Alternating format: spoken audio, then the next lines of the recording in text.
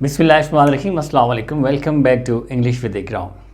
Dear viewers, in today's video I am going to discuss the new pattern of first year English.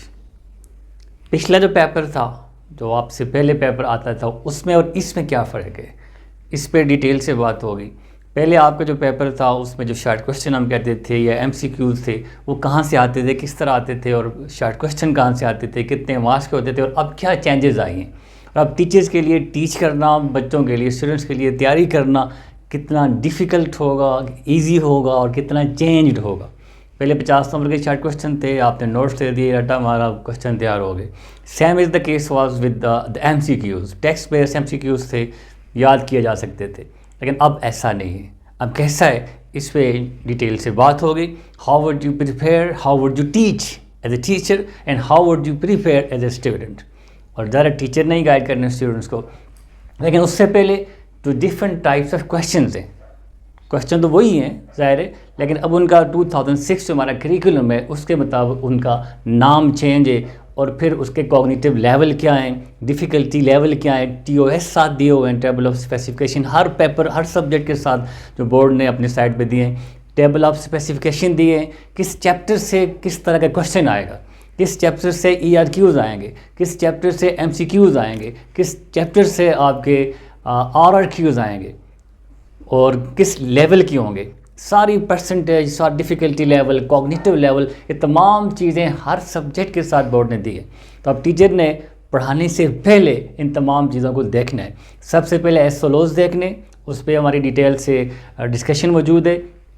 एक presentation भी, वो भी मैं on add करूँगा। मुकम्मल SOLO बेस्ड पूरी एक वर्कशॉप है, वो सारी उसकी रिकॉर्डिंग में आपके साथ शेयर करूँगा। SOLOs होते क्या हैं, क्यों ज़रूरी हैं, कैसे आपने डिज़ाइन करने हैं और कौन कौन सी स्ट्रेटजीज़ आपने यूज़ करनी है SOLO बेस्ड टीचिंग के अंदर। इस पर भी इंशाल्लाह डिटेल से बात होगी। आज हम टाइप्स ऑफ क्वेश्चन और जो फर्स्ट ईयर का इंग्लिश का नया पेपर है उसमें क्या क्या चीज़ें हैं। शॉर्ट क्वेश्चन पहले 50 नंबर के थे, अब सिर्फ 10 नंबर के हैं, चीज़ें कम हो गई हैं और कौन से क्वेश्चन ऐड हुए हैं। अपना आपके शॉर्ट क्वेश्चन जैसे आप कहते थे, अब हम उनको CRQs कहते हैं, RRQs कहते हैं। वो कहाँ से आएंगे, किस तरह के आएंगे, MCQs कैसे आएंगे, तो we will talk about all this in detail. But before that I would like to discuss different types of question. MCQs, you all know that what are the MCQs, multiple choice question। Technically अगर हम 2006 जो curriculum है उसकी बात करें तो MCQs उन question को कहते हैं जहां 2 से ज़्यादा ऑप्शंस दिए जाते हैं। अगर 2 ऑप्शन दिए जाएं फिर वो MCQs नहीं रहते, उन्हें कहते हैं बाइनरी आइटम्स। जैसे ट्रू फॉल्स 2 आइटम्स हैं, 2 ऑप्शन हैं, येस नो 2 ऑप्शन है। इस तरह के क्वेश्चन को 2006 जो करिकुलम है उसमें जो टेक्निकल वर्ड यूज़ हुआ है वो है बाइनरी आइटम्स। 2 से ज़्यादा 3-4 ऑप्शंस होंगे, 5 ऑप्शंस होंगे, फिर हम उन्हें कहते हैं मल्टीपल चॉइस क्वेश्चन MCQs। क्या एडवांटेज क्या है, क्या फ़ायदा है। MCQs बेस्ड जो पेपर होता है, आजकल तो नए जो हमारे KPPSC, FPSC या CSS के भी पेपर अब टोटली MCQs होते हैं। ETA एंड MDCAT के पेपर, NTS के पेपर। तो उसका फ़ायदा क्या होता है कि आप स्टूडेंट्स के जितना भी लेवल है, एबिलिटी लेवल है, उसको आसानी के साथ आप असेस कर सकते हैं। यानी आसानी के साथ असेसमेंट हो सकती है स्टूडेंट की जो एबिलिटी है। मतलब बजाय लंबे लंबे question, short question, long question हम कहते हैं ट्रेडिशनली, उनके बजाय अब आसानी से चेक कर सकते हैं। मार्किंग इजी होती है आजकल, मशीन के ज़रिए मार्किंग होती है, कंप्यूटराइज मार्किंग आसान हो जाती है, इतना लंबा टाइम नहीं लगता। इतना बड़े बड़े पूरे पाकिस्तान लेवल के टेस्ट होते हैं, हफ्ते बाद रिजल्ट आ जाता है। तो MCQs का ये एक फ़ायदा है। फिर वही चीज़ है कि आप हर किस्म के जो बच्चों का नॉलेज है, स्किल है, कैपेबिलिटीज़ हैं, एबिलिटीज़ हैं, वो आसानी के साथ चेक हो जाती हैं। फिर MCQs को कैसे डिज़ाइन किया जाता है, उसमें क्या क्या चीज़ें होती हैं। सबसे इम्पॉर्टेंट चीज़ है stem, that is the statement of that MCQ। उसे कहते हैं स्टेम। मतलब MCQs के कौन कौन से पार्ट्स हैं, क्या क्या चीज़ें MCQs के अंदर होती हैं। स्टेम जो स्टेटमेंट है, उस स्टेटमेंट को स्टेम कहते हैं। जो आप MCQ लिखते हैं, जो स्टेटमेंट लिखते हैं, दैट इज़ कॉल्ड स्टेम। उसके बाद फिर है जी ऑप्शन ज़ाहिर सी बात है, जो आंसर चॉइसेस होती हैं, 3 भी हो सकती हैं, 4 भी होती हैं, बाद दफ़ा 5 भी होती हैं। These are called option keys. फिर की होती है, तो करेक्ट आंसर है। जो 5 में से 4 में से जो राइट ऑप्शन है दैट इज़ कॉल्ड की। और फिर होते हैं डिस्ट्रैक्शंस, जो अनकीएबल ऑप्शन होते हैं, जो डिस्ट्रैक्ट करते हैं, आपको लगता है ये भी ठीक है, यह भी ठीक है, तो दो बड़े क्लोज होते हैं, दो थोड़े से दूर होते हैं, but these are called distractions. उसको बड़ा टेक्निकली डिज़ाइन किया जाता है। ये नहीं है कि एक उधर शुमाल से और जनूब से, they are very close to one another. इस तरह के ऑप्शंस होते हैं जो आपको लगते हैं बाज़ दफ़ा कि ये भी हो सकता है, ये भी हो सकता है, तो दीज आर कॉल्ड डिस्ट्रैक्शंस। इस पर अलग SLO बेस्ड टीचिंग जो हमारी एक वर्कशॉप है जिसकी रिकॉर्डिंग में आपके साथ शेयर, वहाँ इस पर डिटेल से बात होगी कि कैसे डिज़ाइन किए जाते हैं या आइटम डिज़ाइन कैसे किए जाते हैं।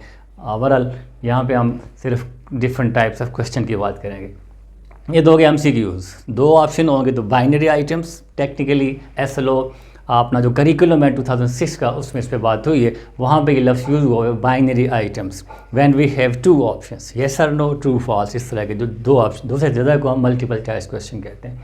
नेक्स्ट आप देखें, नेक्स्ट है RRQs, जिसको हम शॉर्ट क्वेश्चन कहा करते थे।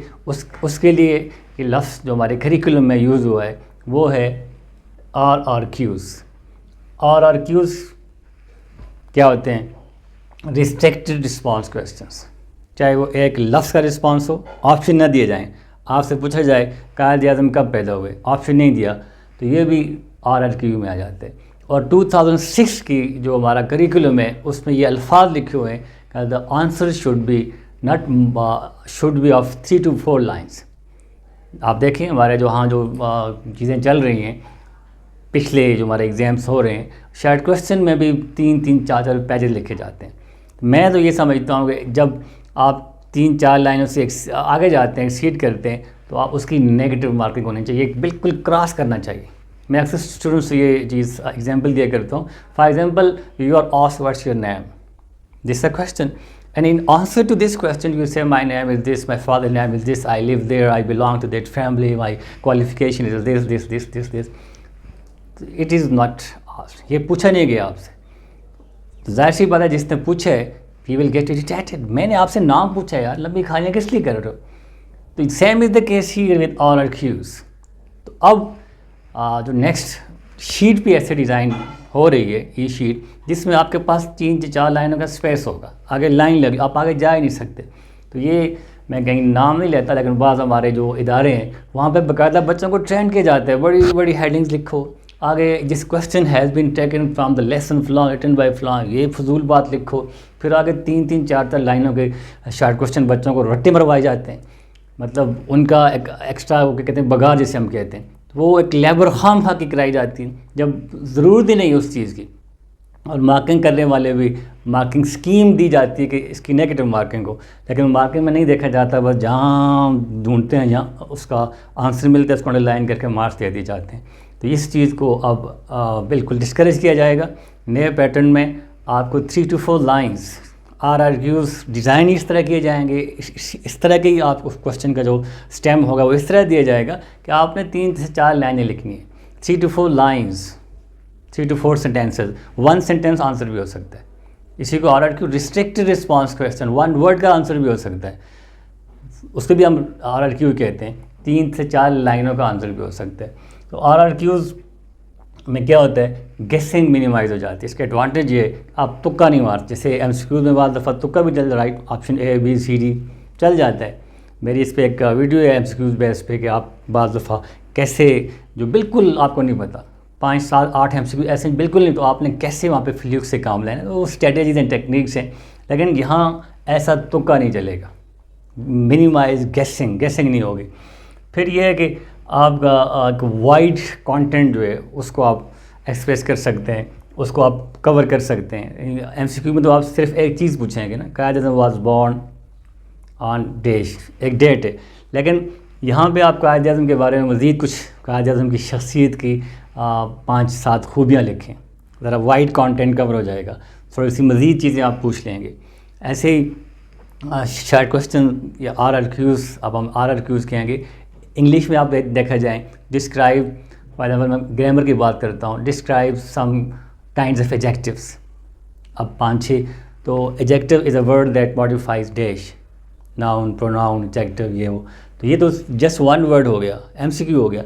लेकिन मुझे थोड़ा सा और चेक करना है कि एडजेक्टिव के बारे में इसकी मज़ीद क्या अंडरस्टैंडिंग है। तो थोड़ा सा मज़ीद कंटेंट कवर करने के लिए, मज़ीद अंडरस्टैंडिंग कवर करने के लिए RRQ डिज़ाइन किया जाता है। फिर इसमें कि आप बच्चों को थोड़ा सा मज़ीद रूम देते हैं कि he should express his point of view, थोड़ा सा अपना पॉइंट ऑफ व्यू एक्सप्रेस करने के लिए उसको थोड़ी सी रूम मिल जाती है। इसी तरह अंडरस्टैंडिंग ऑफ द कंटेंट, बच्चों का कॉन्सेप्ट चेक हो जाता है। वन वर्ड में तो ज़रा है वो कॉन्सेप्ट चेक नहीं होता, तो यहाँ पे RRQs में बच्चों का थोड़ा सा उसकी एबिलिटी, उसका अंडरस्टैंडिंग, उसका नॉलेज, वहाँ पे उसका कॉन्सेप्ट कॉम्प्रिहेंशन चेक हो जाता है। फिर बच्चों की जो हायर ऑर्डर ऑफ थिंकिंग है वो यहाँ पे RRQs में चेक हो जाती है। जहाँ MCQs में जस्ट वन वर्ड में आपकी उस लेवल की हायर ऑर्डर थिंकिंग, जो higher order skill, higher order thinking वो चेक नहीं होती। तो RRQs हमारे फर्स्ट के पेपर में किस तरह आएंगे वो मैं आगे जाकर डिस्कस करूँगा। कहाँ से आएंगे, किस तरह आएंगे, कितने होंगे, वो पेपर बेस्ड होगा। लेकिन यहाँ पे RRQs के अंदर 2 to 3 लाइंस और जस्ट इतना कि बच्चे का थोड़ा बहुत कॉन्सेप्ट चेक हो जाए, थोड़ी सी उसकी एबिलिटी चेक हो जाए, थोड़ा सा नॉलेज चेक हो जाए, थोड़ा सा कॉन्सेप्ट चेक हो जाए, इस बेस पे RRQ डिज़ाइन किए जाते हैं। इसमें भी लंबी चौड़ी कहानियाँ बिल्कुल भी नहीं लिखनी। नेक्स्ट जो है वो ERQ, एक्सटेंडेड, ये रिस्ट्रिक्टेड रिस्पांस क्वेश्चन था, ये ERQ एक्सटेंडेड रिस्पांस क्वेश्चन। तो यहाँ भी इसकी कोई लिमिट है। एक्सटेंडेड रिस्पांस क्वेश्चन में ये मतलब नहीं है कि बस शुरू हो जाओ, बस देयर इज़ नो लिमिट। जैसे इंग्लिश की हम बात करें तो इंग्लिश में ये यहाँ पे एप्लीकेशन चेक होती है। How can you apply your knowledge, your skill, आपने जो सीखा, आपका जो कॉम्प्रिहेंशन है उसको आप अप्लाई कैसे कर सकते हैं। For example in English the students are asked to write an essay of 300 words. ये नहीं कि बस पूरी शीट भर दो ऐसे से। आप जहाँ भी देखेंगे ऐसे के साथ लिमिट, CSS तक लिमिट लिखी होती है कि यू हैव टू राइट इतने वर्ड्स। दिस इज़ ERQs, जहाँ पे बच्चों का जो है कॉम्प्रिहेंशन चेक होता है, राइटिंग स्किल चेक होती है, फिर higher level of abilities check होती है और एप्लीकेशन चेक होती है कि हाउ कैन ही और शी अप्लाई हिज नॉलेज। और इसमें इंग्लिश में specially essays, application, stories, mathematics में प्रूव दिस, इस तरह की चीज़ें इसको प्रूव करें। और बाकी हमारे जो सोशल स्टडी या पाकिस्तान स्टडी के उसमें पाकिस्तान बनने के इब्तदाई मसाइल लिखें, तो ज़ाहिर है 15-16 डिफरेंट किस्म के मसाइल हैं, तो वो थोड़ा सा लंबा एक्सटेंडेड रिस्पांस क्वेश्चन हैं। लॉन्ग क्वेश्चन हम कहते थे, सेक्शन C में आमतौर पे होते हैं। तो कहाँ से है, किस तरह के क्वेश्चन, और ज़रूरी अब जब टीचर पे डिपेंड करते हैं। और आपके टेबल ऑफ स्पेसिफिकेशन में ये चीज़ दी हुई है कि आपने किस चैप्टर से आपके ERQs आ सकते हैं, किस चैप्टर से आपके RRQs आएंगे। फॉर एग्जाम्पल एक चैप्टर है उसमें ERQ है ही नहीं है, आगे लिखा होगा, तो उस चैप्टर में फिर आपको लंबी लंबी चीज़ें याद करवाने की ज़रूरत नहीं है, मतलब उस तरह की चीज़ें, उस वो कॉन्सेप्ट देने की ज़रूरत नहीं है। जहाँ पे से MCQs आते हैं आपने उस तरह टीच करना है। तो अब बहरहाल सारी बात करने का मकसद क्या है, एक MCQs, RRQs, ERQs, table of specification में इंग्लिश का डिस्कस करूँगा, बाकी भी आप देख लें। तो इस सारी चीज़ों का मकसद ये, now the teacher has to be very smart. अब आप बग़ैर टेबल ऑफ स्पेसिफिकेशन देखे, बग़ैर उस लेसन के SLOs देखे, जो ट्रेडिशनल मेथड ऑफ टीचिंग था उस स्टाइल से पढ़ाएंगे तो बच्चे बिल्कुल ब्लैंक होंगे। जब वो पेपर में बैठेंगे तो फिर बाहर ये पॉकेट फाड़ के जो नकल होती है ये भी अब नहीं हो सकती।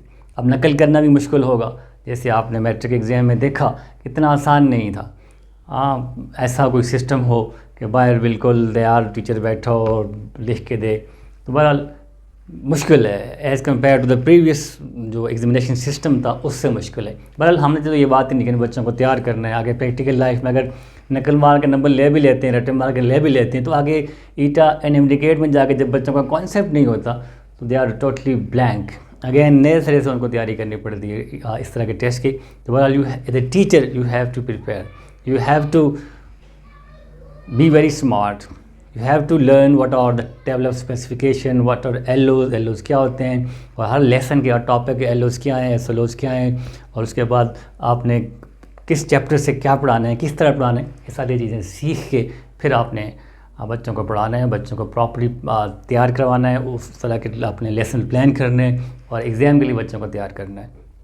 बहरहाल नेक्स्ट मैं फर्स्ट ईयर का स्टार्ट में बात की थी, पेपर डिस्कस करूँगा कि फर्स्ट ईयर का पेपर आइंदा के लिए कैसा आएगा। तो now let's discuss paper of first year English.